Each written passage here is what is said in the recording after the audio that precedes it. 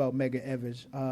So if we don't teach them, the question is who will in regards to this historic event that's coming upon us tomorrow. Not the game and who wins the game tonight, but we're talking about those that made it possible for these players to even be able to play in the NBA, Major League Baseball, NFL, or any other event in this country. And we're talking about the death of Medgar Evers. Let me go to this clip, and then we'll come back in and give you more of the state of the city. Just got to get this infomercial out of the way, I believe, and then we'll be able to get into more of the state of the city. So get this clip out the way.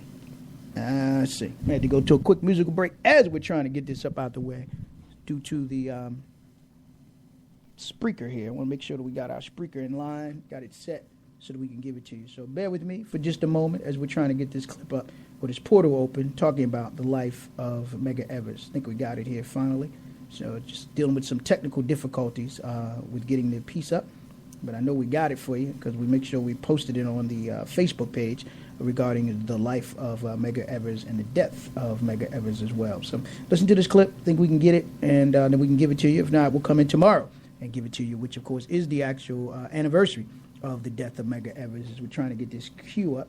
In the meantime, if you want to get in on the conversation, phone number is 410-761-1592 as we're trying to get this piece up on, again, Medgar Evers and the life of Medgar Evers and the death of Medgar Evers as well. So bear with us as we're trying to get this clip up for you so you can hear it regarding the death of Medgar Evers. Again, you're listening to the State of the City. I'm your host, Brother Muhammad. Phone number to get in on the conversation if you like is 410-761-1592 as we are stopping during this moment on the State of the City, again, to pay homage and tribute to the man and the man on the mission, as well as, of course, the movement and the civil rights movement, which made life better for many and plenty in the city and this state and in this country. And we're just trying to get this clip up talking about, again, the right reverend, or not reverend, but one of our civil rights leaders out of the NAACP, Field Marshal, again, Brother Medgar Evers. So we're just trying to get this clip up. And if not, we'll come back to the lines, 410-761-1592. You can get in where you fit in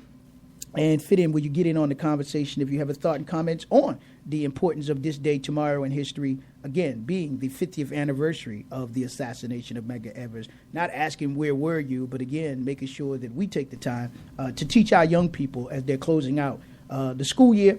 Then know that our history is 365 days in the year, and we have to make sure that we're teaching our children, because if we don't, then the question is who will. They'll know everybody else's history, but they won't know our history in terms of what we did as a people, what we have accomplished as a people, and what we have to continue to go forward to do in the city and in the state. So with that, we'll come back to the line as we're trying to get this clip up for you, 410-761-1592.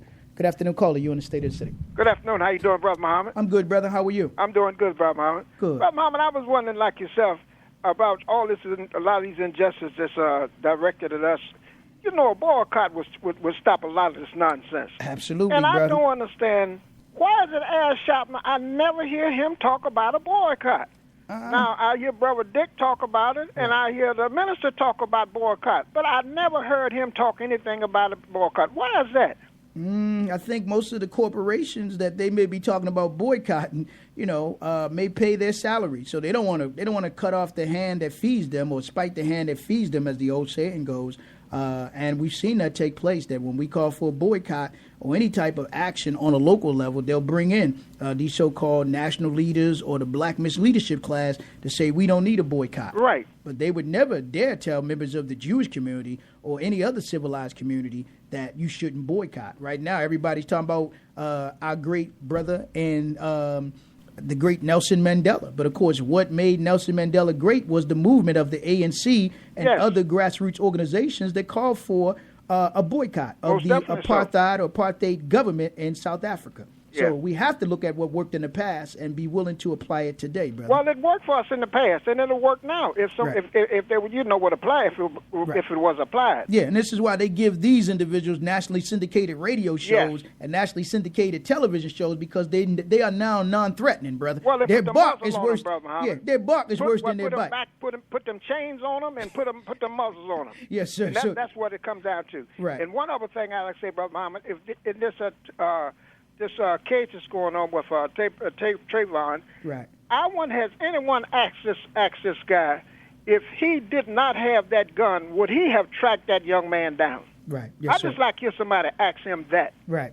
Yep. I don't know if that'll come out in the trial. Again, man, I believe that they'll be dealing from the same deck as we've seen with some of these other high-profile cases, and then oftentimes it becomes a diversion from some of the bigger news and events that are going on around the country and going on the planet right now. So yes. As they did with the O.J. Simpson trial, as we talked about with Dick Gregory on this past Saturday about the book, The Plutonium Files, yes. the documentary, and how this government was, again, experimenting on American people, men, women, and children, black, brown, red, yellow, and white. Yes, yes. And, again, when it came out, when the President of the United States apologized, when the Secretary of Energy, Hazel O'Leary, after, doing all of the footwork to, again, bring this report forward, then on the same day was the verdict of the O.J. Simpson trial. So all the attention was diverted over there in the West, while the real story was what was going on the East Coast regarding, again, the President of the United States at that time, Bill Clinton,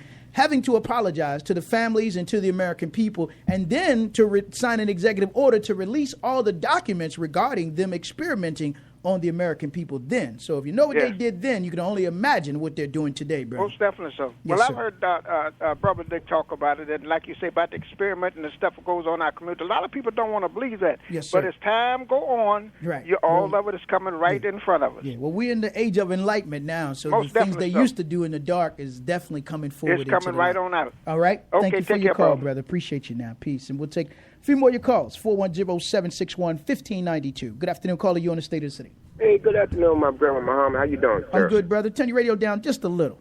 Yes, sir. Yes, sir. Thank you, hey, sir. Mr. Muhammad. Yes. I was just thinking about that little incident that happened over the weekend down in Anne Arundel County with the New Jersey state trooper or the detective from New Jersey. Yes, sir. They had a road rage case. Right. And there was an altercation. He pulled over.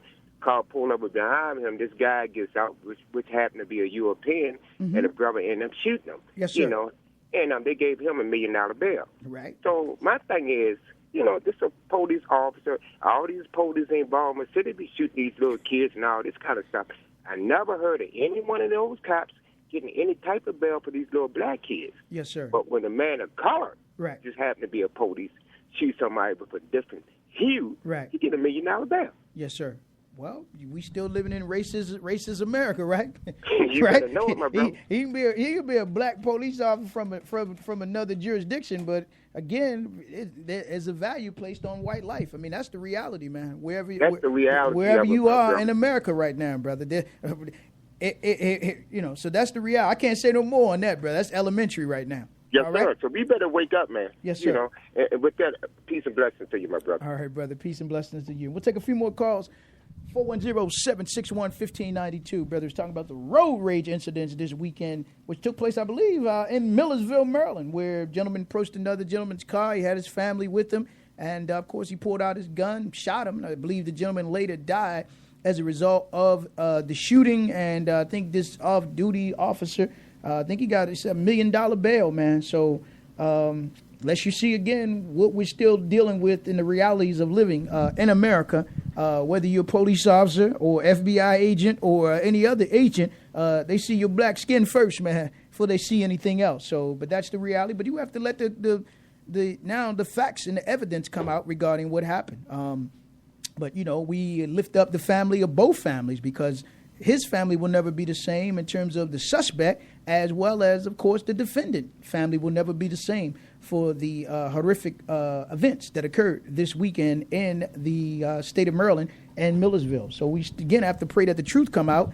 Same thing, likewise, over the Trayvon Martin. Got to pray the truth, but you got to work for the truth to come out. You got to redistribute the pressure in this country, man. And if you ain't put no pressure on them, well, good night. Since some of you are going to watch the game tonight, as long as LeBron and the Heat wasn't pressuring Tony Parker, good night. He could have his way with him, man. But the minute you start redistributing that pressure, then they shut Tony Parker down. Tony Parker looked like Tony the Tiger out there the other night. So you got to redistribute the pressure is what I'm saying, man. If we truly want justice, as Dr. King said. Up to now, we're feeling all the heat. You got to make them feel some heat. Let me take one or two more calls and we getting up out of here. Speaking of the heat, good afternoon, caller. You in the State of the City. Hello?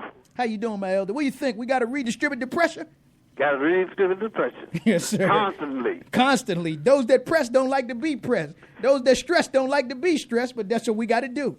But at all we've been through, it's so many blacks don't realize that we had war. Yes, sir. We're constantly at war. Right. And they're killing our children, our young people and all that. They destroyed our churches down south and in the north. Yes, sir. But we still don't do nothing. Right. That's right. What is it that it would make us react towards something they're doing now? Probably, brother, as we saw, man, unfortunately, ain't no more Dr. Kings coming to give up their lives for them. Right. So it's going to take probably the total systematic economic collapse of this country to see the people really get up and move, man. That's the sad part, brother.